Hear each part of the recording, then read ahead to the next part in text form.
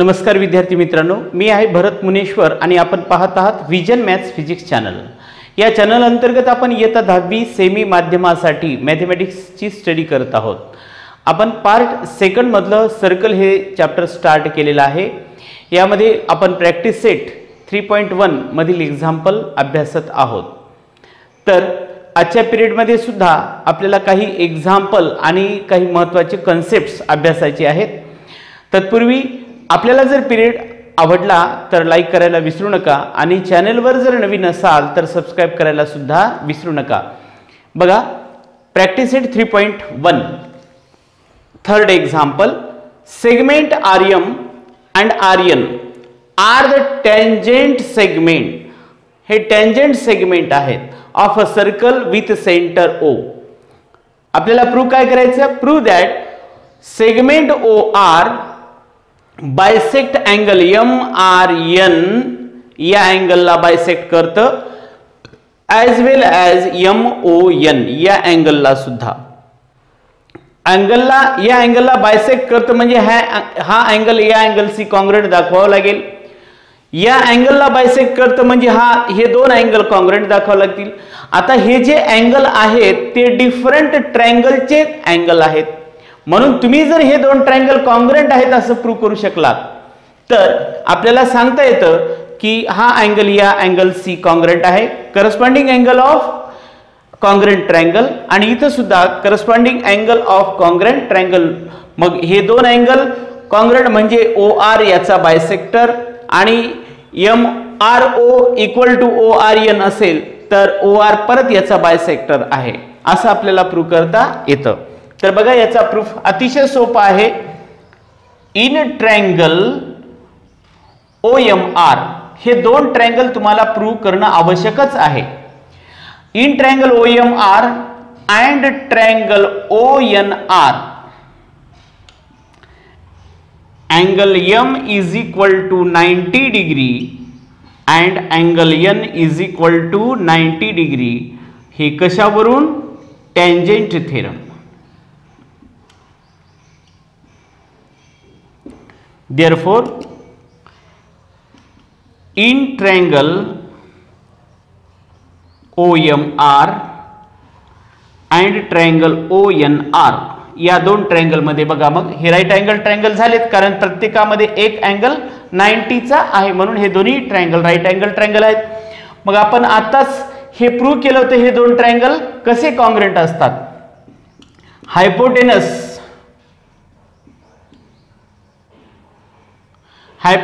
OR congruent, hypotenuse OR common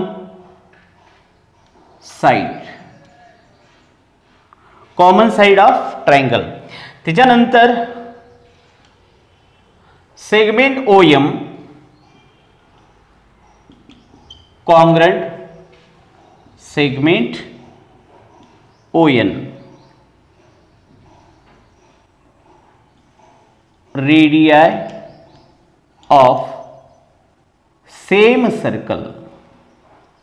मग hypotenuse side test नुसार हे दोन triangle congruent. Therefore triangle OMR congruent triangle ONR। Reason, hypotenuse side test. हे जर दोन ट्रायंगल कॉन्ग्रुएंट असतील तर मग आता याच्या करस्पॉन्डिंग अँगल कॉन्ग्रुएंट असतात। Therefore angle MRO congruent angle NRO, corresponding angle of congruent triangle CACT। आता याच्यावरून आपल्याला काय सांगता, हे दोन सेम दाखवले बघा, MRO कॉन्ग्रुएंट NRO हे दोन अँगल सेम दाखवलं म्हणजे OR काय करतं? बायसेक्ट करतं येईल। Therefore segment OR bisect angle MRN। Similarly आता दुसरा अँगल कोणता? हा OMR angle OMR congruent angle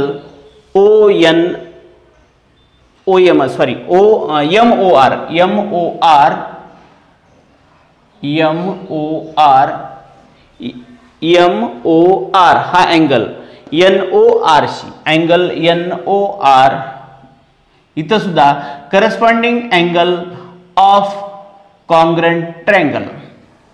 आणि मग इथं अजून काय सांगता येईल, मग हे जर सेम दाखवले आपण MOR आणि NOR हे दोन अँगल सेम दाखवले म्हणजे OR काय होतो, सेगमेंट OR बायसेक्ट अँगल कोणता आहे तो MON. मग आपल्याला हे दोन प्रूव्ह करायला सांगितले होते, हे एक आणि हे एक.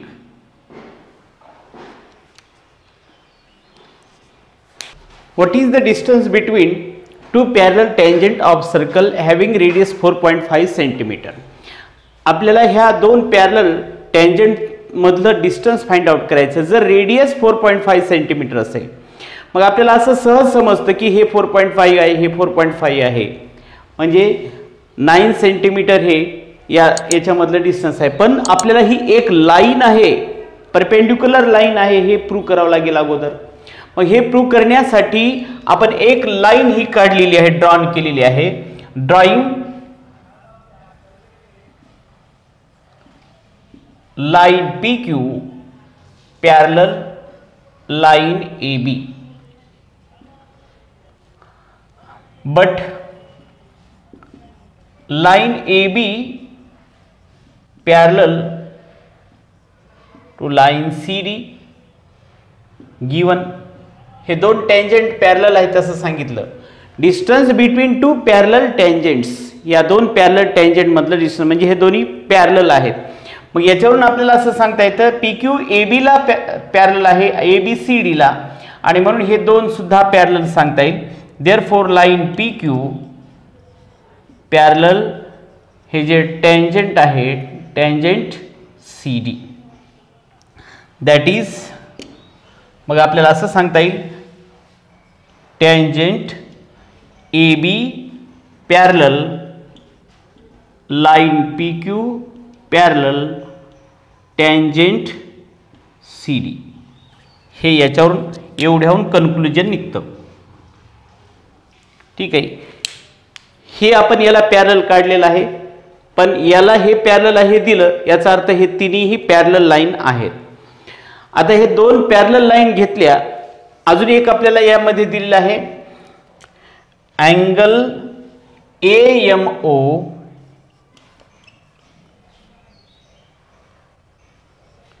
Equal to angle CNO equal to 90 degree. दोन्हीही कशामुळं, टँजंट थेरम, टँजंट थेरम आहे. मग आता हे अँगल 90चं आहे, तर आपण असं सांगू शकतो tangent AB parallel line PQ and MO is transversal. MO is transversal. ह्या दोन पॅरलल लाईन आणि MO जर ट्रान्सव्हर्सल असेल तर याला इंटेरियर अँगल म्हणतात, आणि इंटेरियर अँगलची ॲडिशन 180 असते. Angle AMO plus angle POM is equal to 180 interior angle. हे इंटेरियर अँगल्स आहेत. आता याच्यामध्ये AMO 90 आहे हे माहिती आहे आपल्याला, AMO 90 आहे. 90 plus angle POM is equal to 180. ह्याला नंबर 1 म्हणून, या ठिकाणी from 1. Therefore angle POM is equal to 180 minus 90. Angle POM is equal to 90. POM 90. आता सेम याच्यासोबत घेतलं तर काय होईल, PON सुद्धा 90 होईल. म्हणून आपण तसंच याच प्रकारे सांगता येतं सिमिलरली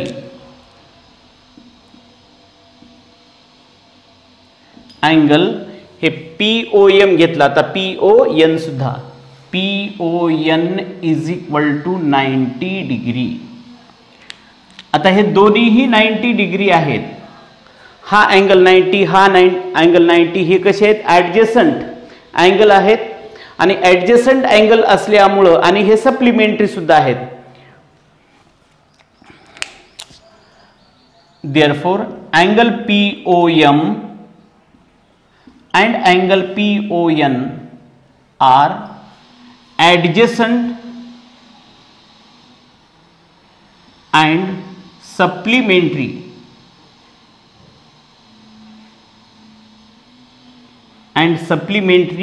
angles.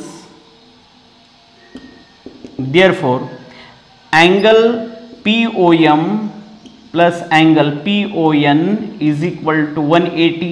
हे 90 आणि हे सुद्धा 90 आहे. मग हे ॲडजसंट आणि सप्लिमेंटरी असल्यामुळे OM आणि ON याला आपण काय म्हणतो? Thus OM and ON are opposite ray.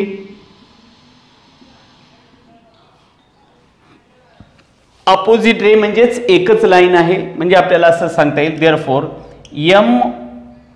MON is a line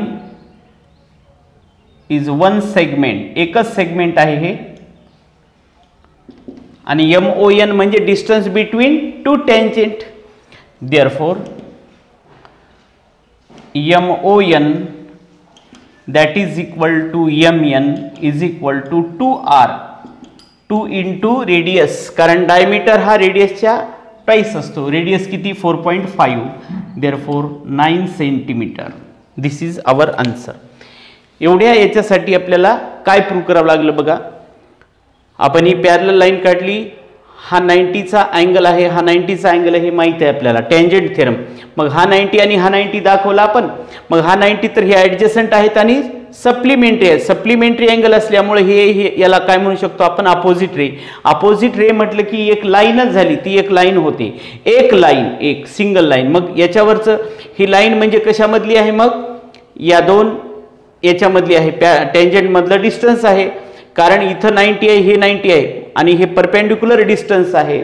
it is a perpendicular distance between two tangent. So MN is equal to twice R and 2 into R means 4.5, that is 9 centimeter is the answer. बघा next concept आपल्याला यामध्ये पाहायची आहे, अत्यंत important concept आहे, touching circles. दोन circle एकमेकाला touch करतात. केव्हा टच करतात हे आपल्याला कसं सांगता येतं? If two circles in same plane have a common point, have a common point, common point, then they are called or they are said to be touch each other. ते एकमेकांना टच करतात असं म्हणता येतं. म्हणजे आपण या ठिकाणी याचे टचिंग सर्कल्स कोणाला म्हणू शकतो? If two circles in same plane have same plane have only one point in common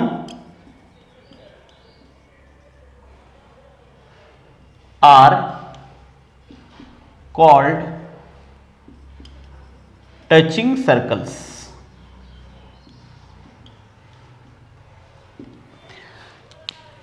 जर दोन सर्कल एका प्लेन मध्ये असलेले जर दोन सर्कल एका प्लेन मध्ये ज्यांचा एक आणि फक्त एक पॉइंट कॉमन असेल तर अशा सर्कलना टचिंग सर्कल असं म्हणायचं.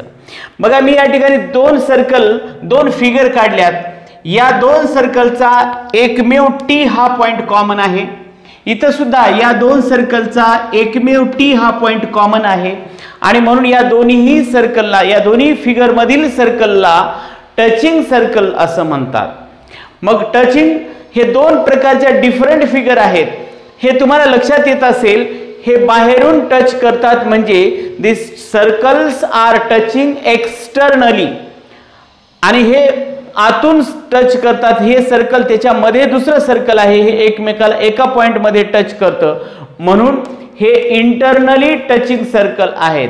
Means the circles are touching internally as well as externally. कोण इंटरनली टच करतात आणि एक्सटर्नली टच करतात. सर्वप्रथम टचिंग सर्कल म्हणजे काय ती कन्सेप्ट कळावी लागते. If two circle in same plane have only one point in common, त्याच्यामध्ये फक्त आणि फक्त एकच पॉइंट कॉमन असेल तर अशा सर्कलना काय म्हणायचं, टचिंग सर्कल असं म्हणायचं. ठीक आहे. आणि टचिंग सर्कल जे आहेत ते टच इंटरनली आणि एक्सटर्नली दोन्ही प्रकारे टच करतात. आणि त्याच्यामध्ये बघा आता ह्या फिगर मध्ये दोघांमध्येही एक जे टँजंट असते, अजूनही इम्पॉर्टंट कन्सेप्ट याच्यामधला बघा, जेव्हा दोन ट्रायंगल, जेव्हा दोन सर्कल टच करतात, टचिंग सर्कल्स असतात, तेव्हा त्यांच्या कॉमन पॉइंट मधून जाणारी जी टँजंट असते ती दोन्ही सर्कलची टँजंट असते, म्हणजे कॉमन टँजंट असते. बघा याच्यामध्ये ही टँजंट या सर्कलची आहे आणि या सर्कलची सुद्धा आहे. यामध्ये सुद्धा या सर्कलची आणि या सर्कलची दोन्हीचीही टँजंट आहे. आणि मग याच्यावरून फार इम्पॉर्टंट प्रॉपर्टी तयार होते, जे की आपल्याला थेरम बघायचा आहे की हे तिन्ही पॉइंट किंवा इथले तिन्ही पॉइंट लिनियर असतात, कोलिनियर असतात. कोलिनियर म्हणजेच एकाच लाईनवर असतात. O dash T dash P, मग O T plus T P, हे O P plus P T, हे पूर्णपणे is equal to O T मिळतं. जर एक्सटर्नली टच करत असतील तर त्यांच्या सेंटर मधलं डिस्टन्स म्हणजे त्यांच्या रेडियसची addition. When the circle are touches externally, when the circle r touches externally, then the distance between two center is equal to the sum of their radius. लक्षात ठेवा, ऑब्जेक्टिव्ह मध्ये हा क्वेश्चन हमखास येत असतो. आणि जेव्हा दोन सर्कल इंटरनली टच करतात तेव्हा त्यांच्या सेंटर मधलं डिस्टन्स म्हणजे हे कसं काढणार, ही झाली मोठ्या सर्कलची रेडियस आणि ही झाली लहान सर्कलची रेडियस. ह्या मोठ्या रेडियस मधून लहान रेडियस काढायची, म्हणजे जर इंटरनली टच करत असतील तर त्यांच्या सेंटर मधली डिस्टन्स म्हणजे त्या दोन सर्कलच्या रेडियसची सबट्रॅक्शन. या ठिकाणी जेव्हा एक्सटर्नली टच करत असतील तेव्हा त्यांच्या सेंटर मधील डिस्टन्स म्हणजे त्यांच्या रेडियसची ॲडिशन आणि या ठिकाणी सबट्रॅक्शन. अशा प्रकारे हे अत्यंत इम्पॉर्टंट कन्सेप्ट आहे. याच्यावर नेहमी क्वेश्चन विचारला जातो. ऑब्जेक्टिव्ह तर हा असतोच, हमखासच असतो. when two circles are touches internally and externally, if their radius is, काहीतरी असे एक रेडियस दिलेली असते, if the radius of two circle किंवा डायमीटर दिले असते, two circle having diameter 4 cm and 6 cm. for example, two circle having the diameter 4 cm and 6 cm, they are touches each other internally as well as externally, then find out the distance between their centers. असा question आहे. मग तुम्हाला काय करावं लागते, या ठिकाणी ही property use करावी लागते. आपण पाहणारच आहोत प्रॅक्टिस सेट 3.2 मध्ये, पण तत्पूर्वी ही प्रॉपर्टी सांगितल्यामुळे याचं इम्पॉर्टन्स लक्षात येण्यासाठी सांगतो. मग अगोदर आपण त्या डायमीटरचे रेडियस मध्ये कन्व्हर्शन करायचं, हाफ करायचं दोन्हीलाही, आणि मग दोघांच्या रेडियस मिळाल्या. दोघांच्या रेडियस मिळाल्याच्या नंतर समजा ते एक्सटर्नली टच करत असतील तर त्या रेडियस, म्हणून if they are touches externally then the distance between their centre is equal to sum of their radius. मग त्या रेडियसची सम करायची म्हणजे ते झालं डिस्टन्स दोन सेंटर मधलं. आणि मग सेकंड लिहायचं की they are touches internally and therefore the distance between two centre of circle is equal to R2 minus R1. जे काही रेडियस आपण घेतलेले आहे त्या दोन रेडियसची सबट्रॅक्शन. अशा प्रकारे हे सॉल्व्ह करता येतात एक्झाम्पल आणि अतिशय इम्पॉर्टंट असतात. ठीक आहे, यानंतरचा पार्ट आपण नेक्स्ट पिरियडला बघूया.